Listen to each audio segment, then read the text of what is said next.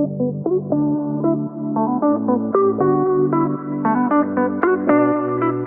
hey, hey!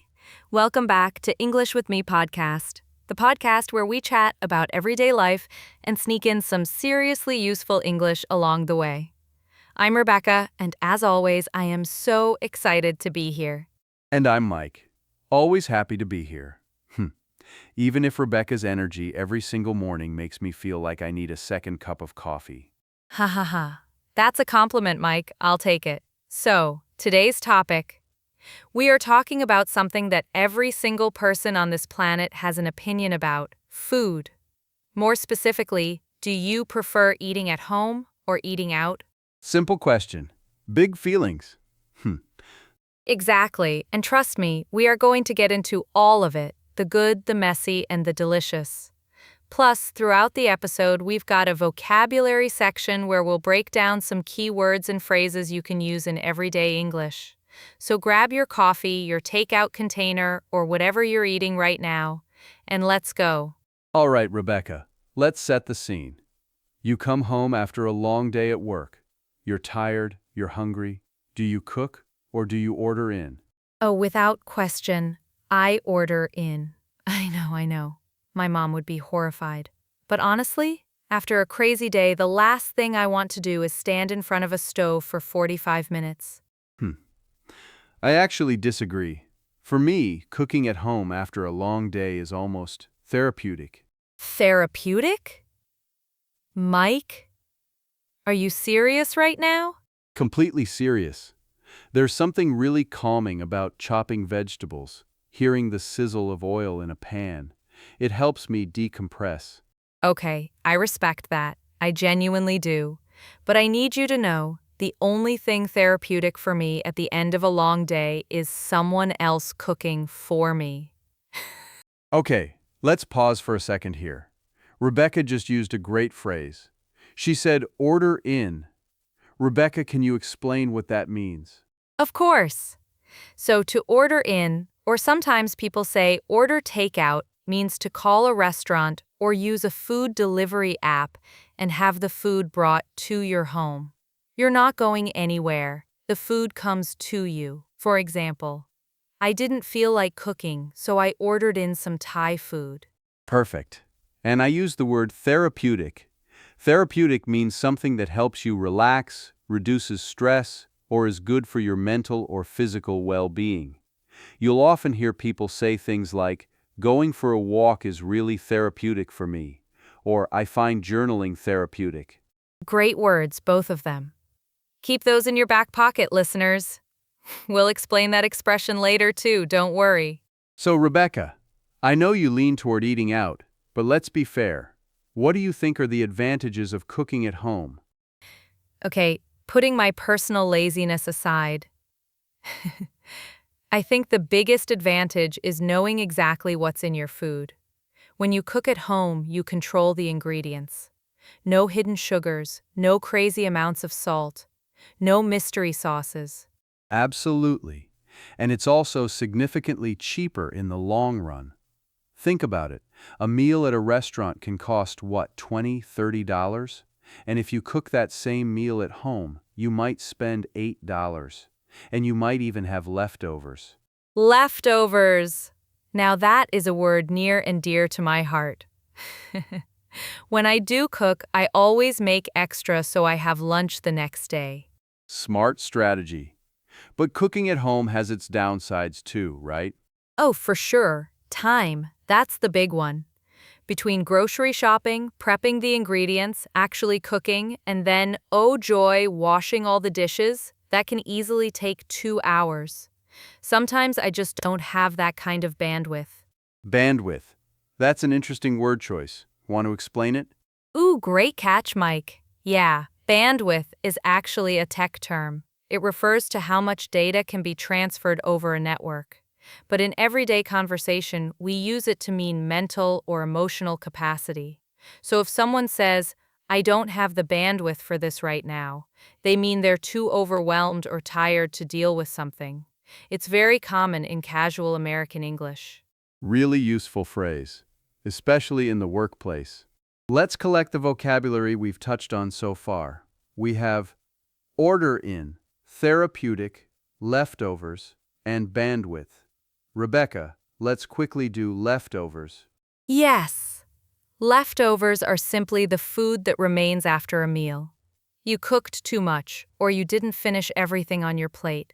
That extra food is leftover food, or just leftovers. For example, I had leftover pasta for breakfast this morning, which, by the way, is completely acceptable, and I will not hear otherwise. No judgment here. Okay, so let's flip the coin. What are the benefits of eating out? Oh, where do I even begin? Okay, first, convenience. You walk in, you sit down, someone brings you food, someone else cooks it, someone else cleans up. I mean, that sounds like paradise to me. You make it sound so luxurious. Because it is. But honestly, beyond convenience, eating out is a social experience. Think about it. When was the last time you had a truly memorable meal? Chances are you were with other people, at a restaurant, laughing, talking, maybe sharing dishes. That's a fair point. There's a certain atmosphere, the lighting, the music, the ambiance, that you can't really replicate at home. Exactly. And also, variety. I could never cook authentic Vietnamese pho or a proper Neapolitan pizza or Korean BBQ at home. Eating out lets me experience different cultures through food, and I love that. Hmm. Okay, but I want to push back a little here. What about the downsides of eating out? Fine. The cost is the obvious one. Especially in big cities, restaurant prices have gone through the roof lately. And then you add a tip and a service charge. Suddenly, a simple dinner for two is $80. And the health aspect? Yeah, that's a real thing too. Restaurants often use a lot more butter, salt, and sugar than you'd expect. Their goal is to make the food taste incredible, not necessarily to make it healthy. I used the word ambiance a moment ago. Rebecca, do you want to take that one? Sure. Ambience, sometimes spelled ambience, refers to the overall mood or atmosphere of a place. It's the feeling you get when you walk into a room, the lighting, the decor, the sounds, even the smell. So you might say, this restaurant has such a romantic ambience. Or, I loved the ambience of that little cafe by the river. And I also want to highlight gone through the roof. Rebecca said prices have gone through the roof. This is an idiom meaning that prices or numbers have increased dramatically and very quickly. For example, since the new album dropped, that singer's popularity has gone through the roof. Ooh, good one. And remember that phrase I said earlier, keep it in your back pocket? That's also an idiom. It means to save something for later, a piece of information, a skill, or a strategy so you can use it when you need it. That's a great negotiation tactic. Keep it in your back pocket. All right, let's get personal for a second. Rebecca, what's your go-to order when you eat out? Oh my gosh, without hesitation, sushi. I could eat sushi every single day for the rest of my life and die happy. Specifically, spicy tuna rolls and salmon sashimi. I am obsessed. And you can't make that at home. I mean, technically, I could. I've tried. It was an experience. Let's just say my rice was the wrong texture, my rolls fell apart, and I ended up with soy sauce on the ceiling somehow. How does that even happen? I genuinely don't know. And that is exactly why I leave it to the professionals. Fair enough. For me, my favorite meal to cook at home is a big Sunday pasta. I'll put on some music, pour a glass of wine, and spend maybe an hour making the sauce from scratch. That, for me, is the perfect Sunday. Okay, that actually sounds amazing. Can I come?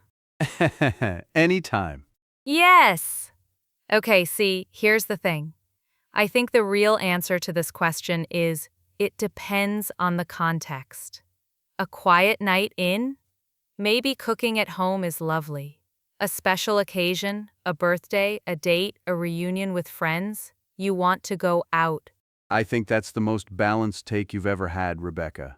I'm impressed. Don't get used to it. Let's look at a couple more phrases from that section. Rebecca said go to, as in, what's your go-to order? Right. Go-to means your first choice, your reliable favorite option that you always come back to. Jeans and a white t-shirt are my go-to outfit. Pizza is my go-to comfort food. It can be a noun or an adjective. Very flexible. And I said I make sauce from scratch. This is a very common cooking expression, but it's used broadly too. From scratch means starting from the very beginning, using basic raw ingredients or materials rather than buying something pre-made. She built her business from scratch. He learned to code from scratch. So good. Keep those coming, Mike. Okay, let's think about our listeners for a second. People are listening to this from all over the world. Different cultures have very different relationships with food and eating habits. In some countries, eating at home is deeply tied to family values. In others, street food and local restaurants are the heart of the culture. That's such a good point. Like in Vietnam or Japan, street food and casual restaurants are everywhere and incredibly affordable. Eating out there isn't a luxury, it's just a normal part of daily life. Whereas in many Western countries, eating out used to be considered a treat, something you do on weekends or special occasions. Though that's changing a lot with food delivery apps. Oh, delivery apps! Don't even get me started. Those apps have completely changed the game. Now you can have food from any restaurant delivered to your door in 30 minutes.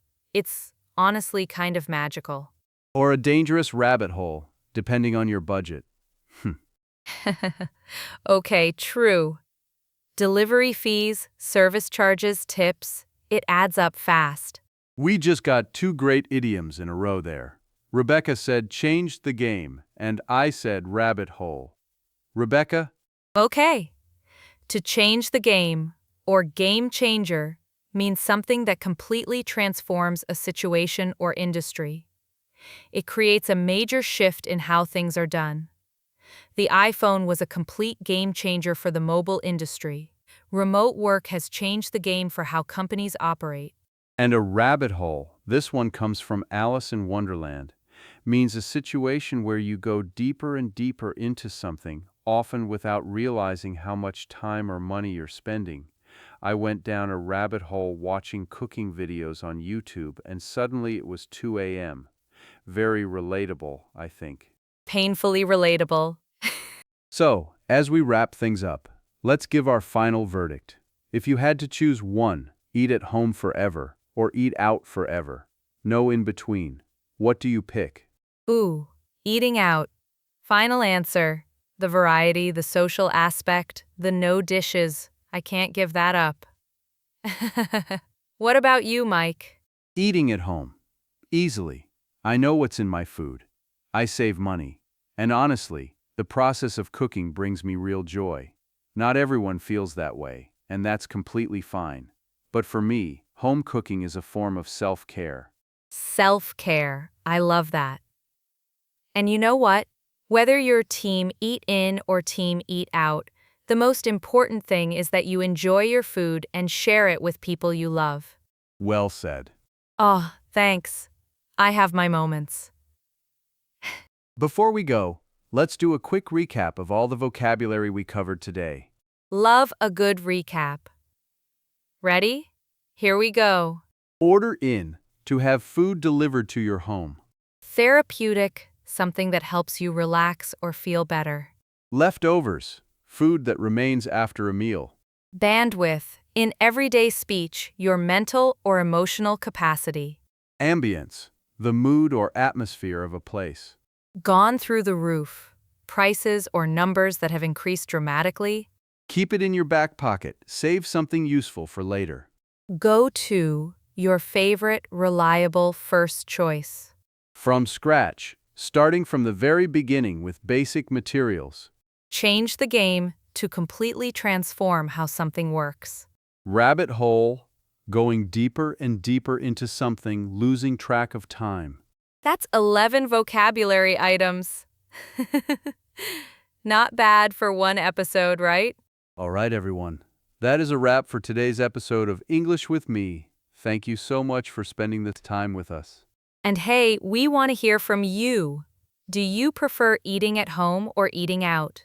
Drop us a comment, send us a message, or tag us on social media. We genuinely love hearing your stories and your opinions.